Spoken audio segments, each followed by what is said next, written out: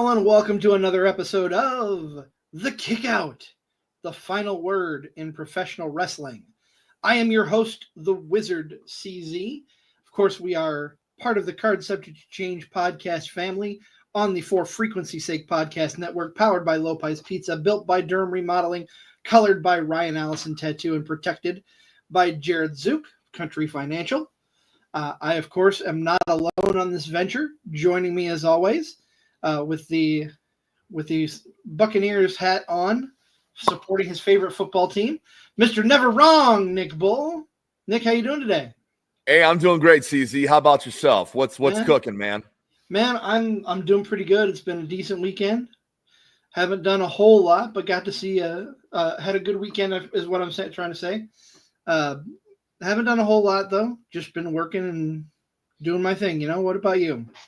Same thing. I mean, I think since that time change and the sun stays out a little bit longer, it just feels like a different. It's spring is here. You can say it is on the calendar officially, sure, but it's in the air. Yep. It's been chillier the past couple of days, but spring is definitely here, and it definitely has people in a better mood of all things. But we're here to talk about wrestling. That's what this is about.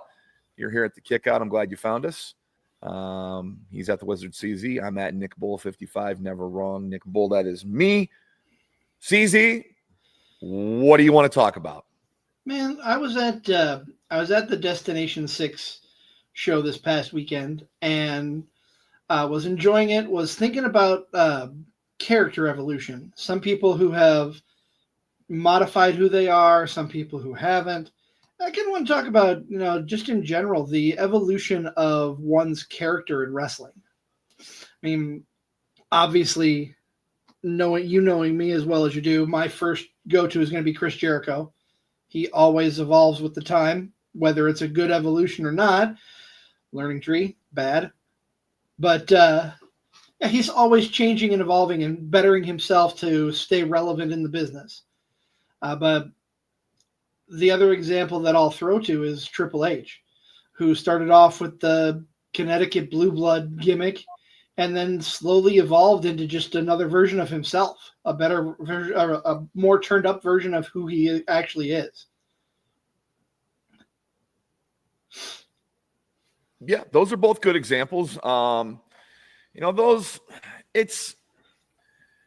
It's very hard because those both are just like, those are oddities in my opinion. Like, there's not going to be another Chris Jericho that comes through.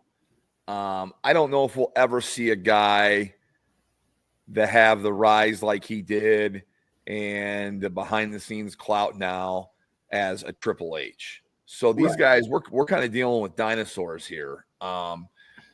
Jericho's always had the ability to kind of be a chameleon in a good way and change with the times and keep himself updated. Jericho's no dummy. He knows he is an old man in a younger man's game. Not saying that there's not older people in wrestling, but Jericho is well into his 50s. His better years are behind him ring-wise, so he wants people to remember him for being on the entertaining side of things, and he's doing a pretty good job of that. He keeps himself relative.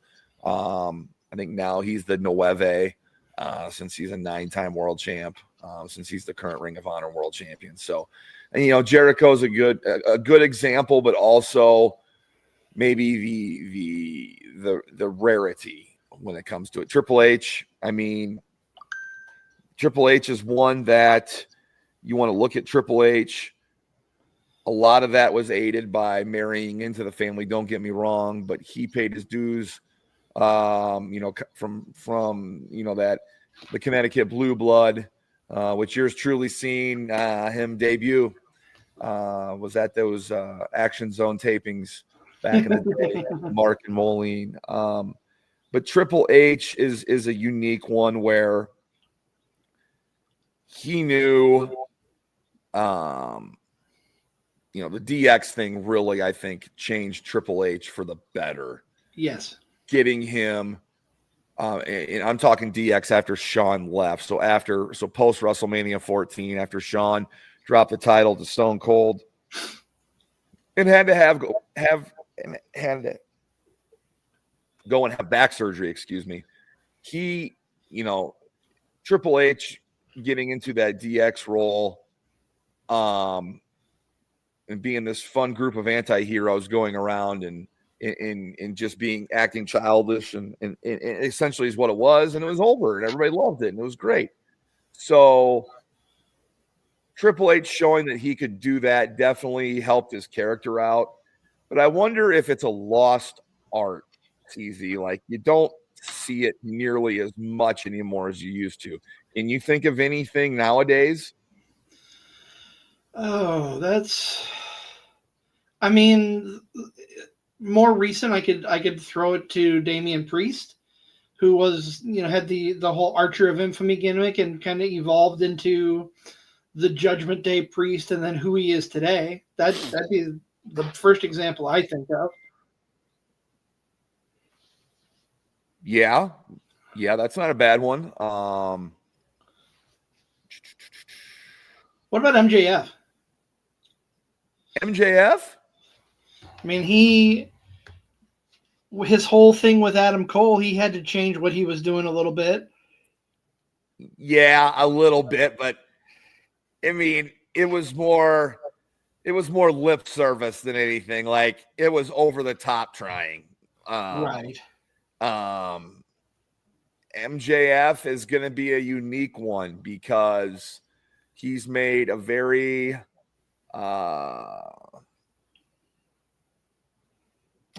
he's known. Like, people know who MJF is, and people know what the MJF character is, and you wonder how long that character can go on the way that it is now. I'm sure it'll always be an original part of itself, but at the same time, you need to change all the time. Like, Diamond Dallas Page wasn't the same Diamond Dallas Page.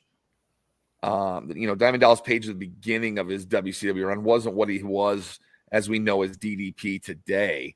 That's very true. So it's, I liken it to a snake shedding its skin, like constantly evolving. I think the business now with social media and being such an impact and fans having such a direct influence, I think today maybe it's a little harder. Would you put Cody in that picture?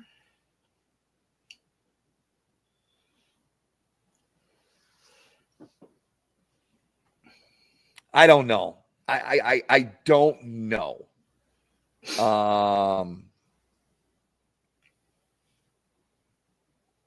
I don't know because, like, we feel like his whole life has led up to this point, right? So this is the role that he was born to play, as this role he's in now. Right. What does that mean going forward? I don't know. Like, there's talks of maybe turning him a heel down the road or whatever. I don't know. I think the way he's being portrayed now in WWE is the way that fans would probably like to have him portrayed. I think fans really wanted to see this kind of run out of Cody and AEW. But remember, the first year of AEW, I believe Cody, Kenny, and the Bucks all signed agreements like none of them would be a champ. None of them would be a champion. None of them would have a belt. And he always took his name out of the heavyweight title picture. Maybe that held them back. Maybe Cody knew that there would be people saying, oh, you're just an EVP. That's why you're the champ. And he was smart. Maybe he was smart to remove himself from the title period and the title picture back then, because they had to make them, make other stars appear, make other stars as superstars. So who knows? It's very interesting. But I wonder if it's harder now for wrestlers. I don't know. It's kind of, maybe it's a lost art. I don't know. That very well could be because, you look at, I'll throw an example. You're not going to like me too much for it, but I'll throw Seth Rollins out there. He's kind of had an evolution from the Shield to where he is now, but at the same time, he's kind of stuck where he's at. But he's reinvented himself a few times. Yeah. The whole sing my song thing, that's been a couple year reinvention. And and the lavish out ring attire when he's on his way to the ring, that's kind of a reinvention. So I feel Rollins has always kind of been ahead of the curve in that aspect. Like, it hasn't passed him by. Like, he's always done a really good job of staying ahead of curve when it comes to that, when it comes to like character development and presentation and stuff. So I think he's a good example. Okay. Yeah, I can see that. But yeah, that I don't know. It just something got my brain itching a little bit that it'd be a good topic to talk about. And here we are. We've spent the last 10 minutes talking about character evolution.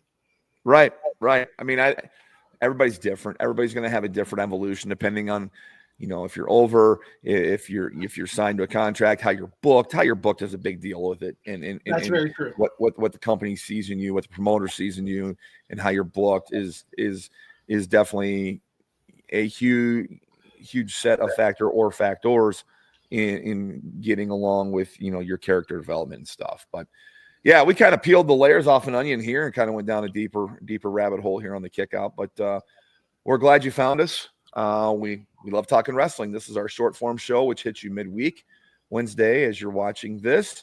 Of course, we are on Sundays on the Card Subject to Change podcast. That is our main gig. I guess this is our side gig, if you want to say, CZ. What is coming up on the next episode of the Card Subject to Change? Well, we've actually got a really busy week coming up. I'll give a quick plug. Coming up after this show at the top of the hour, Zach Takis and I are back for our second episode of Wrestling with Fitness.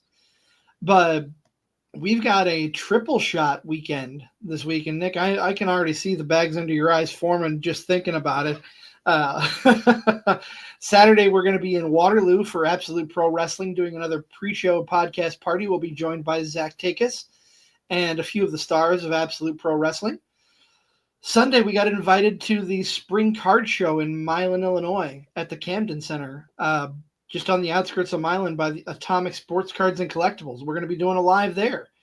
And then for our regular show, we have another Black and Brave graduate coming on.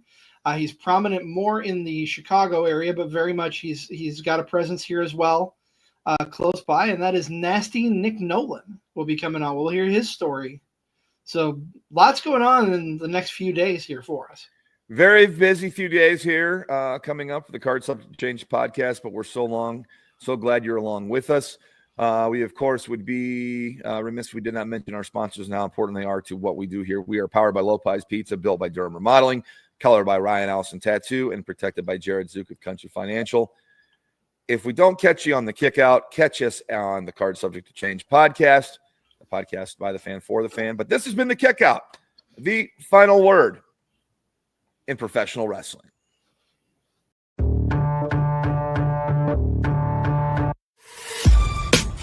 This has been a For Frequency's Sake Podcast Network production. For more great content, subscribe to For Frequency's Sake on YouTube, Facebook, and Twitter.